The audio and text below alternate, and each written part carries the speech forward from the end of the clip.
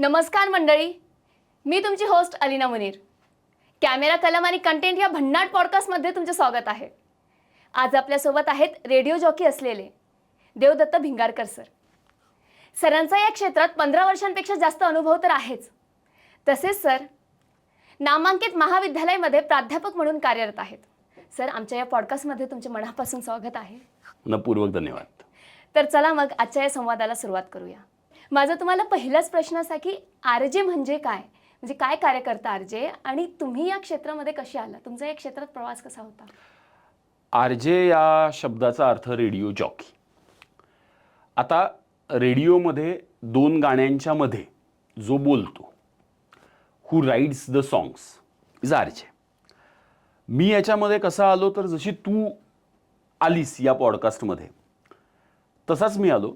फक्त तू फर्ग्युसनमध्ये 2020 नंतर आलीस आणि मी फर्ग्युसनमध्ये 2002 साली आलो. अरे बापरे. त्यामुळे मी जेव्हा फर्ग्युसनमध्ये आलो त्यावेळेला पुण्यामध्ये पहिला FM रेडिओ प्रायव्हेट सुरू झाला होता, जो होता रेडिओ मिर्ची. आणि तू ज्या वेळेला फर्ग्युसनमध्ये आलीस त्यावेळेला मला वाटतं कोविड संपला होता आणि 5G सेट झालेला होता. त्यामुळे ती संधी काही मला मिळाली नाही.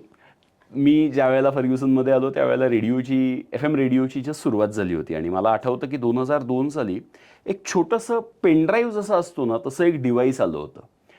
आणि पुण्यामध्ये सगळीकडे, विशेषतः लक्ष्मी रोडवरती, फर्ग्युसन रोडवरती मिरची मिरची मिरची मिरची म्हणून ते विकत होते. आणि काय रे हे असं वाटलं होतं.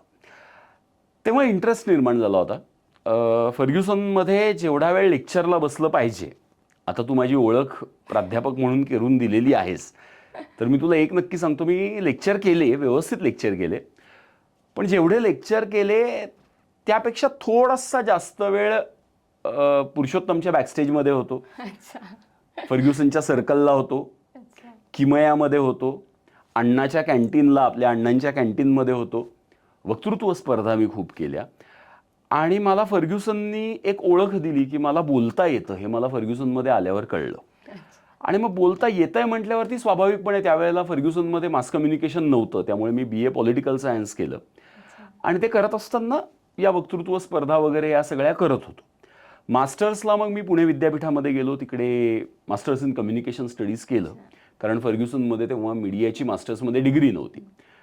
तिथंही गेल्यावरती बाकी थेरी वगैरे चालली होती. पण दरम्यानच्या काळामध्ये मी आकाशवाणीमध्ये फर्ग्युसनमुळेच जायला लागलो. फर्ग्युसनमध्ये आमच्या कल्चरल कोऑर्डिनेटर होत्या प्रोफेसर सविता केळकर आणि आनंद काटीकर सर, जे आता फर्ग्युसनचे मराठीचे हेड ऑफ द डिपार्टमेंट आहेत.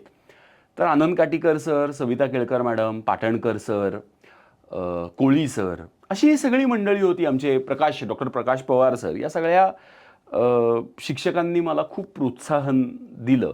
आणि मग आम्ही आकाशवाणीमध्ये जायला लागलो. सहज सिनियर्समुळे आकाशवाणीत गेलो तर आवडलं त्यांना.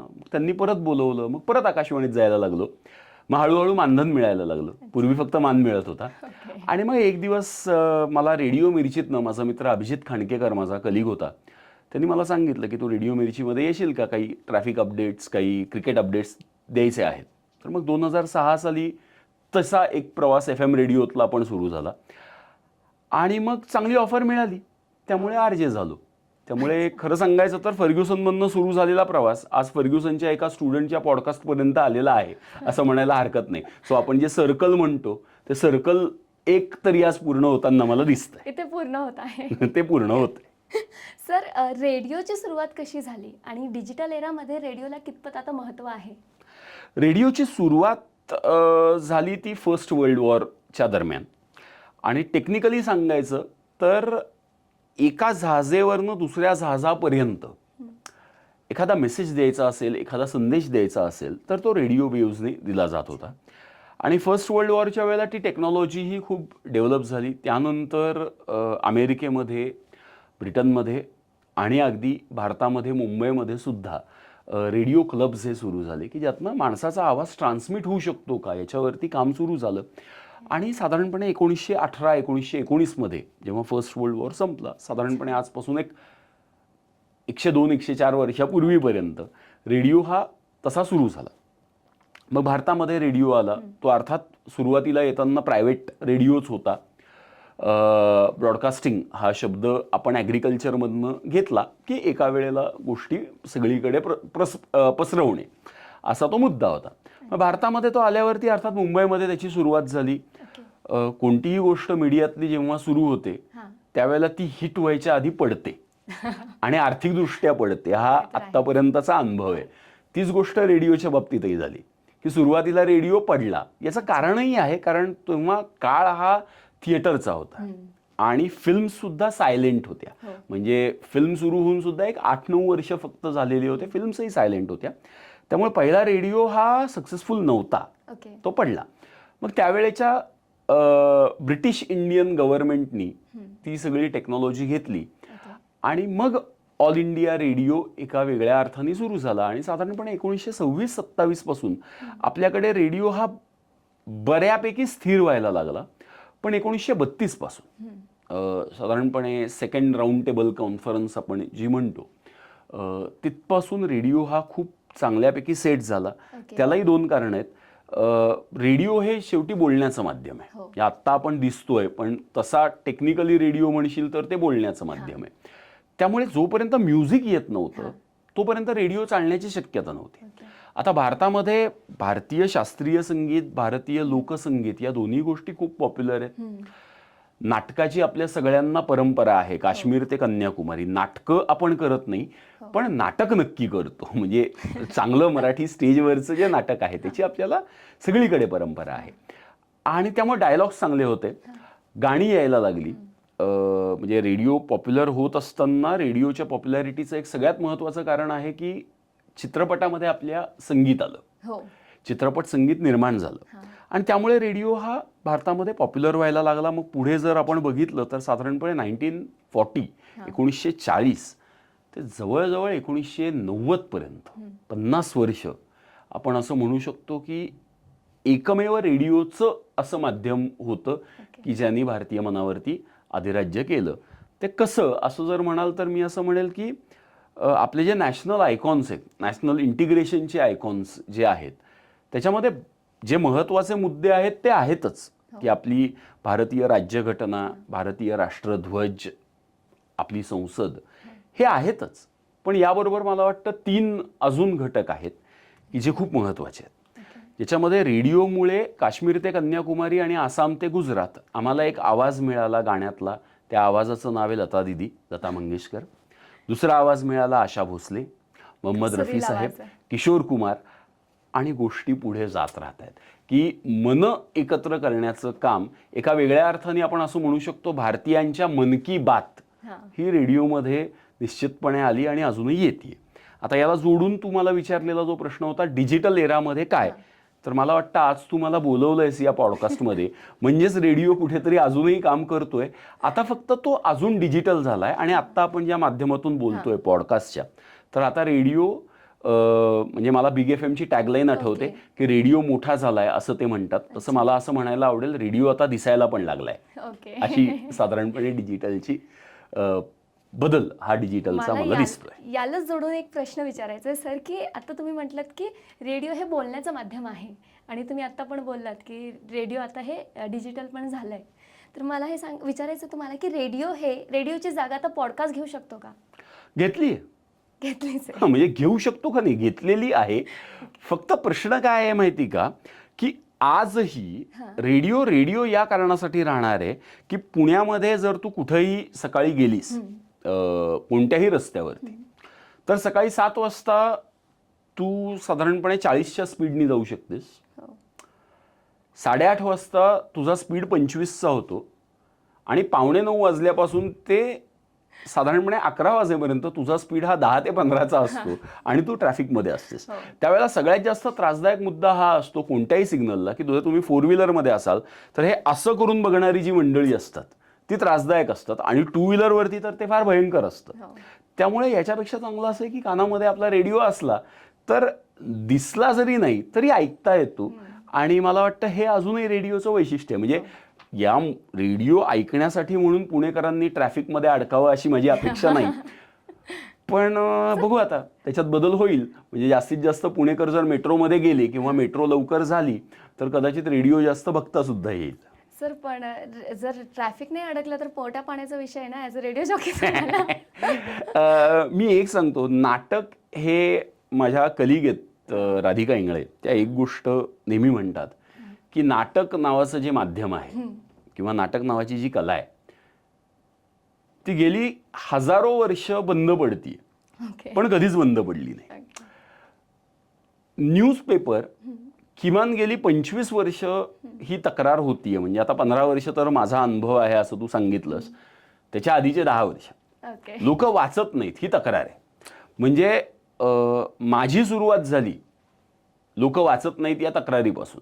ते मला वाटतं तुझ्यापर्यंत ती गोष्ट आहे, माझ्या मुलापर्यंत आता आली आहे की लोक म्हणतात लोक वाचत नाहीत, पण असं नाहीये, लोक वाचतात. तसं रेडिओ लोक ऐकतात. मुद्दा असा आहे की चांगलं असलं ना की लोक नक्की ऐकतात, त्यांना आवडणारं चांगलं आणि बऱ्याचदा लोकांना पटणार नाही पण सांगणं गरजेचं आहे अशा गोष्टी रेडिओ सांगतो, त्यामुळे लोक रेडिओ ऐकतात. ते तर आहेच. सर रेडिओचे शोज कसे चालतात आणि स्क्रिप्टिंग कशी केली जाते रेडिओच्या शोजसाठी? खरं सांगायचं तर रेडिओमध्ये स्क्रिप्टिंग नाही केलं जात बोलण्याच्या बाबतीमध्ये. आरजे हा एक्सटेम्पोर बोलत असतो FM रेडिओबद्दल, ज्याला आपण म्युझिक रेडिओ असं जनरली म्हणतो. हां, टॉक रेडिओच्या बाबतीमध्ये ज्या वेळेला आपण म्हणतो की बाबा एखादं रेडिओवरती सादर होणारं नभोनाट्य आहे, एखादी श्रुतिका आहे, रेडिओ ड्रामा आहे, तर तो निश्चितपणे स्क्रिप्टेड आहे. रेडिओच्या बातम्या आहेत त्या निश्चितपणे स्क्रिप्टेड आहेत. आता त्याची स्क्रिप्ट ही लिहिली जाते, पण पुन्हा एकदा त्याचा महत्त्वाचा मुद्दा तोच आहे की लोकांना ते दिसत नाही आहे, त्यामुळे वर्णनात्मक ते करणं, लोकांच्या डोळ्यासमोर ते चित्र उभं राहील अशा पद्धतीची स्क्रिप्ट लिहिणं हे गरजेचं आहे. पण पुन्हा एकदा कानगोष्टी आपण करतोय त्यामुळे खूप मोठं लेक्चर देऊन चालणार नाही. शक्यतोवर 1 मिनिटं ते जास्तीत जास्त 3 मिनिटापर्यंत हे तुम्ही बोलणं रेडिओमध्ये हे अपेक्षित असतं. अर्थात नाटक वगैरे असेल तर 10 ते 15 मिनिटापर्यंत हल्ली जातो, पण हल्ली तो स्पॅनही बऱ्यापैकी कमी झालेला आपल्याला दिसतोय. तर एक 5 ते 10 मिनिटाचं असं छान रेडिओचं एखादं नाटकही असू शकतं. याबद्दल रेडिओमध्ये कसं लिहावं याबद्दल म्हणशील तर, आणि आपण इतिहासाबद्दलही रेडिओच्या बोलतोय, तर पु ल देशपांडे हे रेडिओतनं त्यांनी त्यांच्याही करिअरची सुरुवात केलेली होती आणि श्रोते हो नावाचं त्यांचं पुस्तक आहे, तर त्याच्यामध्ये याबद्दल खूप छान त्यांनी लिहिलेलं आहे. अर्थात तो 50 आणि 60च्या दशकातला रेडिओ आहे. आज आपण त्यातूनही पुढे जवळजवळ 60-70 वर्ष आलेलो आहोत, पण तरीही जे बेसिक्स आहेत ते आजही तसेच. ओके. सर तुम्ही बरेच लाईव्ह शो पण केलेले आहेत, तर अशा लाईव्ह शो मध्ये तुमच्याकडनं काही गडबड झालेली आहे का? भरपूर. कोणकोणत्या आहेत? फक्त एक गोष्ट अशी आहे की जी चूक एकदा केली ती परत केली नाही. पुढच्या वेळेला वेगळी चूक मी केलेली आहे. म्हणजे एकदा काय झालं होतं, माझं ॲक्सेस कार्ड जे असतं हल्ली सगळीकडे गेल्यावरती आपल्याला ते लागतं, ते माझं माझ्या घरामध्ये विसरलं. आणि आमचा स्टुडिओ होता स्वारगेटला, माझं घर शुक्रवार पेठेमध्ये, आणि रविवारी सकाळचा शो माझा असायचा 7 वाजता आणि 7चा शो होता. आयडियल असतं आरजेने 5:15ला गेलं पाहिजे, पण रविवारी अख्ख्या स्टुडिओमध्ये कुणीही ऑफिसमध्ये नव्हतं, त्यामुळे मला निघायला जरा उशीर झाला आणि 6:45च्या सुमारास साधारणपणे मी पोचलो. लिफ्टमध्ये बसलो, 6व्या मजल्यावरती आमचा स्टुडिओ होता, लिफ्ट बंद पडली. बॅकअप होता, ते 2-3 मिनिटं गेले, पण प्रेशर वाढत असतं कारण तुमचं टॉप ऑफ द आवर वाजणार असतो हे तुम्हाला माहिती असतं. त्यामुळे आम्ही लिफ्ट गेली, मी गेलो, बघितलं तर माझा सिक्युरिटी गार्ड झोपलेला होता. आता त्याच्याही बिचारायची रविवारीची सकाळ होती, तो आरजे नव्हता, मी होतो. तोपर्यंत झाले होते साधारणपणे एक्झॅक्ट 6:45 तोपर्यंत वाजलेले होते. आणि मग काय माझ्याकडे पर्याय नव्हता, परत खाली आलो, गाडीला किक मारली, घरी गेलो, ॲक्सेस कार्ड घेतलं, परत पोचलो. तोपर्यंत तोही बिचारा उठला होता, पण आय रश टू स्टुडिओ. ते एक ढाप केलं, पटकन आतमध्ये गेलो आणि पुणेच रेडिओ सिटी 91.1 असं करून मी माझ्या शोला सुरुवात केली. आणि मग पटकन म्हणताना म्हटलं आत्ताच पर्वतीवरनं आलोय. आता जे ऐकणारे रोज असतात त्यांना कळलं काहीतरी गडबड असेल, पण छान मजा झाली त्याच्यामध्ये. एकदा असं झालं होतं की अगदीच फ्रेशर होतो आणि ते सगळं लाईव्ह पहिल्यांदा मी गेलो होतो. आणि त्या कन्सोलमध्ये आपण फेडर एका चॅनलवरती गाणं असतं, पुढचं दुसऱ्या चॅनलवरती तुम्ही बोलत असता. तर आता पुढचं गाणं ज्या वेळेला आम्ही लावतो त्यावेळेला आमचा चॅनल आम्ही खाली करतो, आमचं बोलणं झालं की गाण्याचा चॅनल वर करतो आणि माईक नंतर बंद करायचा असतो. तसं मी ते केलं, गाणं सुरू पण झालं, पण त्या तिकडनं टाळ्या वगैरे लोक वाजवायला लागले आणि मला लक्षात आलं की अरे मी माईकच बंद केला नाहीये. आणि मग इंग्रजीमधला तो एक परिचित असा शब्द, त्याची मला साधारणपणे काय आपण म्हणूयात असं उत्स्फूर्तपणे तो गेला असता, पण ते रेडिओमध्ये तोपर्यंत शिकलो होतो की आवाज किती आणि कुठं लावायचा हे कळल्यामुळे ती गडबड झाली होती. त्यामुळे अशा गडबडी होत असतात. मॅनेज पण सुंदर करतात. म्हणून तर कदाचित आज तू मला मुलाखतीला बोलवलंय. सर, तुमच्या काळात कोणते शोज फेमस होते आणि ते कोणकोणते होते? माझ्या काळात या शब्दाबद्दल थोडासा आक्षेप आहे माझा, कारण पण सर सिनियर तर आहात तुम्ही. नाही, याबद्दल वाद नाहीये, फक्त काळ वगैरे असा शब्द म्हणालीस की जरा थोडंसं असं अरे बापरे खूपच वर्ष झाली की काय असं वाटायला लागतं. पण रेडिओ सिटीवरचा कलबी आजबी जो शो आहे तो आजही मी ऐकतो. खूप छान चाललेला आहे. अन्नू कपूरजींचा जो शो आहे तो खूप छान आहे, जो आजही मी ऐकतो. एक खूप महत्त्वाचा शो आहे की जो रेडिओच्या इतिहासातला मला वाटतं रेकॉर्ड आहे, तो म्हणजे आकाशवाणी पुणे केंद्रावरच्या सकाळी पूर्वी 7:05 असणाऱ्या पण आता 7:10 असणाऱ्या बातम्या आणि त्याचं प्रेझेंटेशन अप्रतिम आहे. की कोणत्याही प्रकारची तुम्हाला ब्रेकिंग न्यूजचा उगाचच तो चाललेला टाइमपास जर तुम्हाला नको असेल तर तुम्ही रेडिओच्या बातम्या ऐका. आणि मला वाटतं ती खूप छान गोष्ट आहे की जी मी माझ्या लहान असतानाही ऐकली, आजही ऐकतो. आणि ॲक्युरेट बातमी ज्याला आपण म्हणतो, ॲक्युरसी ती नक्की करणारा असा तो एक रेडिओचा खूप महत्त्वाचा जॉनर आहे.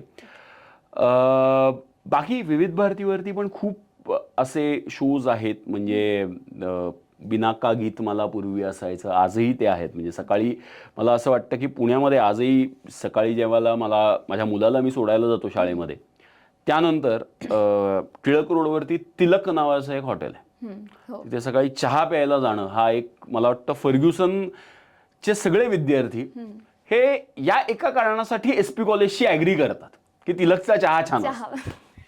आणि त्यामुळे अगदी आजही आपण जेव्हा हा पॉडकास्ट रेकॉर्ड करतोय त्या दिवशी सकाळी जेव्हा मी तिकडे गेलो होतो तेव्हा 7:10 विविध भारतीवरती ती गाणी जी ऐकली जात होती त्याच्याकडनं, तर अगदी ते तेव्हापासून म्हणजे कदाचित माझ्या आजोबांपासून ते आता माझ्या मुलापर्यंत असा जवळजवळ 4 पिढ्या आहेत की ज्या रेडिओ एका वेळेला ऐकतायत आणि ते शो ऐकतायत. पुराणी जीन्स एक छान शो आहे जो मी पूर्वी मिरचीवरती ऐकायचो, आजही रात्री 9:30 ऐकतो. तर हे आवडतात मला हे शोज आजही ऐकायला. खरंच खूप आता स्पॉटिफायवरती पण ऐकतो. सर, एक रेडिओ जॉकी म्हणून बेस्ट आणि वर्स्ट पार्ट कोणता असतो? बेस्ट पार्ट लोक तुम्हाला ऐकत असतात, वर्स्ट पार्ट आयदर सनराईज किंवा सनसेट या दोन्हीपैकी एक काहीतरी तुम्हाला दिसतं.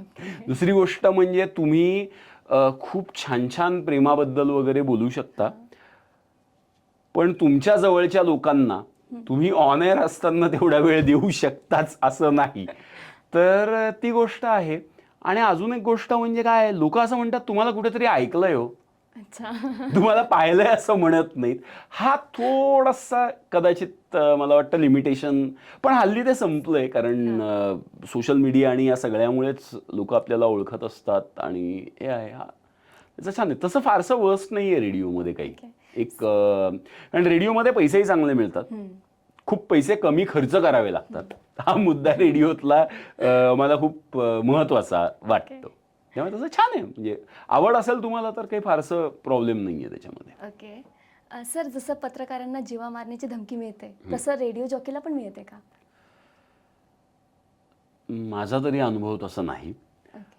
माझ्या बरोबर ज्यांनी रेडिओ जॉकी म्हणून काम केलेलं आहे त्यांच्यातल्याही कुणाचा अनुभव तसा नाही आणि आधीच्याही कुणाचा नाही. कदाचित आम्ही लोकांना चिमटे काढतो, गुद्दे मारत नाही, त्यामुळे कुणी फारसं आम्हाला मारायला वगैरे येत नाही आणि कुणीच कोणाच्या जीवावरती उठू नये हा महत्त्वाचा मुद्दा त्याच्यामध्ये असतो. पण नाही, असं कधी काही फार झालं नाही. म्हणजे एक असं होतं की एक मी ज्या वेळेला प्रोड्युसर होतो रेड एफ एममध्ये, त्यावेळेला काही जण आम्हाला सांगायला आली होती, पण त्यांचं असं म्हणणं होतं की तुम्ही आमची गाणी वाजवा. अच्छा. आणि आम्ही त्यांना सांगितलं की हे होऊ शकत नाही. पण तरी ज्या वेळेला प्रेशराईज थोडेसे करायला लागले, तर काय बातो बातो में हो जाता है अशातला जो भाग असतो, तेव्हा आम्ही अगदी ठामपणे त्यांना सांगितलं हे काय होणार नाही. पण तो सुद्धा असं काही फार मोठा भाग नव्हता. म्हणजे त्यांनी आम्हाला सांगितलं आम्ही तुमचा स्टुडिओ फोडू. तर मी त्यांना सांगितलं, नवीनच लॉन्च होत होतो, म्हटलं काय इन्शुरन्स तर सगळ्याचा केलाय म्हटलं आम्ही, आणि तरी जर तुम्ही फोडायला आलात तर म्हटलं त्या दिवशी या ज्या दिवशी मी सगळ्या मीडिया बोलवेल, म्हणजे माझी पब्लिसिटी होईल. पण नंतर ते माझे खूप चांगले मित्र झाले. आता नाव अशा लोकांचं घेणं काही गरजेचं नाही. आता मैत्री झाली आहे, तर तेव्हा मारलं नाही म्हणून आता परत आठवण काढून येण्याची काही आवश्यकता नाही, त्यामुळे नाव घेत नाही. पण तसं नाही, फारसा कधीच अनुभव नाही. एखाद दुसरा असा आला होता, पण नंतर तेही खूप चांगले मित्र झाले. कारण आपल्याला कुणाचं काही घ्यायचं नसतं, कुणाला काही द्यायचं नसतं, त्यामुळे नाही, तसा नाही अनुभव. सर, रेडिओ जॉकी म्हणून तुमचा अनुभव जास्त आहे, तर त्या या तुमच्या कारकिर्दीत तुम्ही कधी ऐतिहासिक कोणती घटना कव्हर केली आहे का? हो. कोणती? पंडित भीमसेन जोशींना ज्या वेळेला भारतरत्न पुरस्कार जाहीर झाला होता, त्यावेळेला माझं भाग्य आहे की त्यांच्या कलाश्री बंगल्यामध्ये मी गेलो होतो आणि मी रेडिओचा एकमेव प्रतिनिधी त्यावेळेला त्या पत्रकार परिषदेमध्ये होतो. त्यामुळे एक साधारणपणे 90-92 वर्षाचा एक गृहस्थ, ज्यांनी संपूर्ण आयुष्य हे गाण्यासाठी, गाण्याच्या तपश्चर्येसाठी दिलेलं आहे, त्यांच्या पायाशी बसून त्यांना ऐकण्याचं भाग्य मला लाभलं. आणि आपण खूप शब्द बऱ्याचदा आम्ही आरजे सुद्धा किंवा आपण बोलणारी मंडळी सगळेच आपण शब्द खूप सहजपणे वापरतो. त्या शब्दाचं मोल आपल्याला माहिती नसतं. तर डेडिकेशन किंवा साधना हा शब्द आपण सहज वापरतो. पण त्या दिवशी ज्या वेळेला त्यांना एकाने प्रश्न विचारला की आज काय तुमची प्रतिक्रिया आहे, काय भावना आहेत, त्यावेळेला जेव्हा ते म्हटले की अहो मी काय बोलणार, मला फक्त गाता येतं, आज गुरूंची आठवण येते, माझ्या पत्नीची आठवण येते, हे ज्या वेळेला ते म्हणाले, त्यावेळेला साधना किंवा डेडिकेशन, कमिटमेंट या शब्दाचा अर्थ त्या 2 मिनिटात सगळ्यात जास्त कळला होता. ती गोष्ट होती. त्यानंतर तौफिक कुरेशी, झाकीर हुसेन साहेबांना मला भेटता आलं, त्यांचा तबला ऐकता आला खूप जवळनं, त्यांच्याशी बोलता आलं, त्यांना मोदक खायला घालता आला. या काही गोष्टी होत्या, ऐतिहासिक होतं ते. सचिन तेंडुलकरांना भेटायची एक संधी मला मिळाली. तर बऱ्याच अशा सेलिब्रिटीजला भेटायची संधी मिळाली, पण पंडितजी जास्त लक्षात राहिले, झाकीर साहेब, आणि अर्थात सचिन तेंडुलकरांना भेटायला संधी मिळाली होती, ती गोष्ट नक्की लक्षात आहे. ओके. सर, रेडिओ स्टेशनमध्ये ॲड्स कसे रन केले जातात? रेडिओ स्टेशनमध्ये ॲड्स अत्यंत जागरूकपणे, अत्यंत काळजीपूर्वक केल्या जातात, कारण जाहिराती असतात म्हणून लोकांना पगार मिळतो. हा एक सगळ्यात महत्त्वाचा भाग असतो. आणि तिथे स्केड्युलर किंवा शेड्युलर हा एक व्यक्ती असते, तो किंवा ती, ते त्याला जबाबदार असतात. आणि RCS नावाचं सॉफ्टवेअर आहे, रेडिओ कम्प्युटिंग सिस्टम्स, किंवा ऑडिओ वोल्ट पण एक सॉफ्टवेअर आहे. अशा सॉफ्टवेअरवरती त्या शेड्यूल केल्या जातात. मी मगाशी म्हटलो RJ हा सूर्योदय किंवा सूर्यास्त यापैकी काहीतरी एक पाहू शकतो. शेड्युलर हा रात्री 2 शिवाय घरीच जात नाही, आजही जात नाही. म्हणजे त्याचा वीकेंड सुद्धा शुक्रवारी रात्री 2 वाजता सुरू होतो, म्हणजे जवळजवळ शनिवार त्यांनी काम केलेलं असतं, अशी परिस्थिती असते. पण या सॉफ्टवेअरचा वापर करून या ॲड शेड्यूल होतात. सर, कोणत्या वेळेत सर्वात जास्त TRP असते? रेडिओमध्ये TRP नसतो, रॅम असतो, रेडिओ ऑडियन्स मेजरमेंट असं आपण जनरली त्याला म्हणतो. तर तो ट्रॅफिकच्या वेळांमध्ये सगळ्यात जास्त असतो. म्हणजे ज्याला आपण मॉर्निंग ड्राईव्ह टाईम शो असं म्हणतो, सकाळी 7 ते 10 या वेळेमध्ये, आणि त्यातही स्पेसिफिकली सकाळी 8:30 ते 10 या वेळेमध्ये रेडिओ हा खूप जास्त ऐकला जातो, असं सगळ्या सर्व्हिसचं म्हणणं आहे. आणि संध्याकाळी साधारणपणे 7:45 ते 8:45 या 2 तासामध्ये रेडिओ बऱ्यापैकी ऐकला जातो वीकडेजमध्ये. वीकेंडला हे प्रमाण थोडंसं बदलतं. दुपारी बऱ्यापैकी ऐकला जातो, पण वीकेंडला रेडिओ फारसा ऐकला जात नाही, असा आत्तापर्यंतचा तरी सर्व्हिसचा निरीक्षण किंवा आमचा पण अनुभव राहिलेला आहे. ओके. रेडिओ या शोची फ्रिक्वेन्सी कशी ठरवली जाते? रेडिओची फ्रिक्वेन्सी रेडिओ स्टेशन ठरवत नाहीत, ते शेवटी सरकार कडनं त्या दिल्या जातात. ओके. आणि पण एक गोष्ट असते की त्याच्यामध्ये युनिफॉर्मिटी ही आणली जाते, कारण रेडिओ हे त्या अर्थाने लोकल मीडियम आहे. हो. म्हणजे पुण्याचा रेडिओ आहे, कोल्हापूरचा रेडिओ आहे, दिल्लीचा रेडिओ आहे, बेंगलोरचा रेडिओ आहे. त्यामुळे शक्यतोवर ब्रँड्सकडनं, कंपन्यांकडनं ती फ्रिक्वेन्सी मिळावी असा प्रयत्न केला जातो, की समजा रेडिओ सिटी 91.1 असेल पुण्यामध्ये, तर शक्यतोवर ऑल ओव्हर इंडिया तो 91.1 मेंटेन होईल याची काळजी घेतली जाते. आणि बऱ्याचदा हे सगळे न्यूज ग्रुपचेच रेडिओ स्टेशन्स आहेत, जसं जागरण ग्रुप आहे, टाइम्स ऑफ इंडिया आहे, सन टेलिव्हिजन नेटवर्क आहे. त्यामुळे त्या पद्धतीने शक्यतोवर ते केलं जातं. ओके. सर, जसं की तुम्ही आता म्हटलं की मॉर्निंग शोला सर्वात जास्त लोक ऐकतात, तर या टायमाला तुम्हाला एखाद्या सेलिब्रिटीचा इंटरव्ह्यू घ्यायचा मौका मिळाला तर तुम्ही कोणाचा घ्याल? आज म्हणशील तर पुण्याच्या मेट्रोचे जे संचालक आहेत हां. त्यांचा इंटरव्ह्यू मला घ्यायला आवडेल, कारण त्यांच्या एवढा मोठा सेलिब्रिटी रेडिओवरती तरी सध्या मला कोणी दुसरं दिसत नाही. याचं कारण असं आहे की पुण्याला जर ट्रॅफिकमधनं बाहेर कोणी काढू शकत असेल तर मेट्रो काढू शकते. मनोज पाटील, जे मी आरजे होतो त्याही वेळेला पुण्याचे आयुक्त होते वाहतुकीचे, आजही माझ्या माहितीप्रमाणे ते आलेले आहेत. तर मला वाटतं त्यांच्याशी बोलायला नक्की मला पुन्हा एकदा आवडेल. आणि कॉलेजच्या कॅम्पसेसमध्ये जाऊन खरं तर अजून मुलांशी इथल्या मला बोलायला जास्त आवडेल. आणि सेलिब्रिटी म्हणशील तर हीच, कारण आजचा आणि रील स्टार्स बेसिकली, म्हणजे आजचं मीडियम ते आहे. त्यामुळे त्यांच्याशी बोलायला मला वाटतं ते एका वेगळ्या अर्थाने आरजेच आहेत, थोडेसे आमच्या 2 स्टेप पुढे आहेत तुम्ही सगळेजण आहात. त्यामुळे अशा तुझ्यासारखे पॉडकास्टर जे आहेत त्यांना शोमध्ये घ्यायला नक्की आवडेल. स्पेसिफिक रील स्टार कोण? तू स्वतः. थँक्यू. आणि कॅमेऱ्याच्या मागे जी सगळी टीम आहे ते सगळेजण. कारण आजचं मीडियमच युजर जनरेटेड कंटेंटचं आहे. म्हणजे आजचा सेलिब्रिटी हा आज जो काम करतोय तो आहे असं मला वाटतं. आणि मला आवडेल या सगळ्यांशी बोलायला ओके. जास्त. सर, जर माझ्यासारख्या विद्यार्थ्यांना या क्षेत्रात यायचं असेल तर त्यांनी कोणकोणते स्किल डेव्हलप करायला हव्यात? बोलणं हा एक भाग, वाचन हा दुसरा भाग, आणि तिसरी गोष्ट म्हणजे फार विचार करू नका, काम सुरू करा.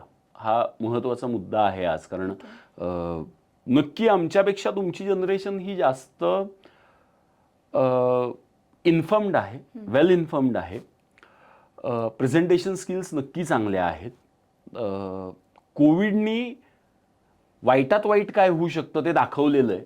त्यामुळे एक वेगळ्या प्रकारची रिस्पॉन्सिबिलिटी तुमच्याकडे आहे. आता हे जेनझीवाल्यांशी असंच बोललं पाहिजे म्हणून मी म्हणत नाही, पण खरंच की वाईटातनं जे चांगलं होतं असं म्हणतात, त्याच्यामध्ये मला एक गोष्ट अशी जाणवली की कोविडनी जे न्यू नॉर्मल आता 5 वर्ष पूर्ण होत आहेत, पण या 5 वर्षामध्ये आपण जे शिकलो त्या पहिल्या 2 वर्षामध्ये, त्यातनं मला नक्की असं वाटतं की कॉलेजमधल्या तुझ्यापासून ते शाळेतल्या एखाद्या मुलापर्यंत, सो त्यावेळेला प्रायमरीमध्ये होता, आज 5वी 6वीत आहे, एक मोठी रिस्पॉन्सिबिलिटी ही आलेली आहे. आणि मला वाटतं त्यामुळे करता येण्यासारखं आहे. आणि आजचं पॉडकास्टचं जे माध्यम आहे ते छान आहे, त्यामुळे आणि चांगलं काम करतायत ते. त्यामुळे बोलणं, वाचन हे खूप गरजेचं आहे.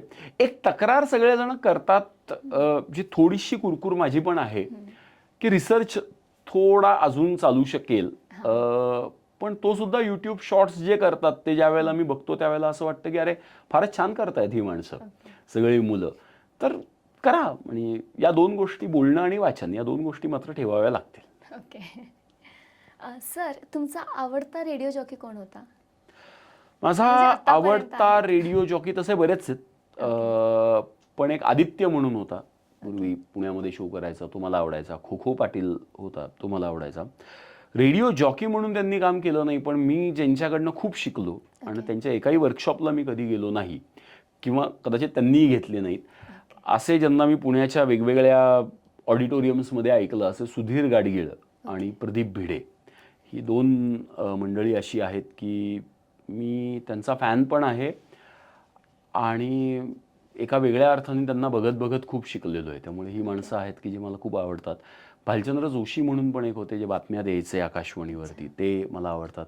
संग्राम नक्कीच चांगला शो करतो, मला तो आवडतो. माझा मित्र अभिजित खांडकेकर, ज्याच्याबरोबर मी काम केलं, तर ही मंडळी आहेत की जे मला अगदी मनापासून आवडतात. खूप छान शोज करतात. तर या सगळी मंडळी आहेत जी मला आवडतात. सर, भविष्याच्या दृष्टीने विद्यार्थ्यांना जर तुम्हाला काही मेसेज द्यायचा असेल तर ते काय द्याल? भविष्याच्या दृष्टीने सांगायचं तर त्यांना मी सांगतो की फार मोठ्या भविष्यामध्ये पडू नका आत्ता. याचं कारण असं आहे की मीडियाचं जे भविष्य आहे ते दर 2 वर्षांनी बदलतंय, कारण टेक्नॉलॉजी बदलतीये. त्यामुळे एक गोष्ट मला वाटते की मला स्वतःलाच नवीन टेक्नॉलॉजीशी अडॅप्ट करावं लागतं, जे सतत माझ्या विद्यार्थ्यांनाही करावं लागेल. त्यामुळे पहिली गोष्ट म्हणजे टेक्नॉलॉजीच्या प्रेमात पडू नका, पण कंटेंटच्या प्रेमामध्ये 100% पडा. आणि content was the king, content is the king, and content will be the king. So you can chat a lot, you can chit chat a lot, okay. but do chat GPT and cross check chat GPT before you speak. ही गोष्ट एक मला नक्की वाटते की बाकी तुम्ही काही chat करा, चिटचॅट करा, पण चॅट जीपीटी वापरताना जे काही सांगितलेलं आहे ते एकदा क्रॉस चेक करा. हे खूप महत्वाचं आहे. हो, ते खूप महत्वाचं आहे. आणि मला वाटतं तेवढी एक गोष्ट गरजेची आहे. बाकी सगळं आज आपल्या खिशात आहे.